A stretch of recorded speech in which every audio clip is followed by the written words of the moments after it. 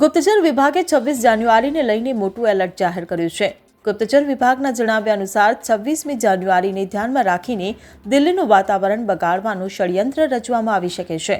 મોટા વાહનો દ્વારા ભીડને કચડીને નુકસાન થઈ શકે છે। એલર્ટ મુજબ આ વખતે આતંકવાદીઓ અથવા અસામાજિક તત્વો 26 જાન્યુઆરીને ધ્યાનમાં રાખીને વાહનો પર હુમલો કરી શકે છે। ઉલ્લેખનીય છે કે તાજેતરમાં જ જર્મનીમાં આ પ્રકારનો હુમલો થયો હતો, જેમાં 300થી વધુ લોકો ઘાયલ થયા હતા અને કેટલાકના મોત થયા હતા।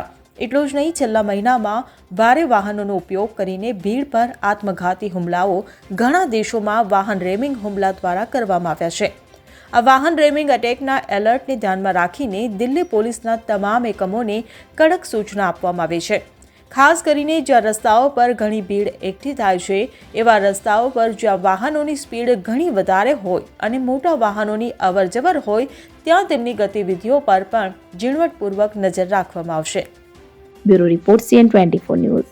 હવે જુઓ દેશ દુનિયાની તમામ ખબરો તમારી આંગળીના ટેરવે। ઉઠાવો મોબાઈલ અને Google Play Store પરથી ડાઉનલોડ કરો અમારી CN24 ન્યૂઝ મોબાઈલ એપ।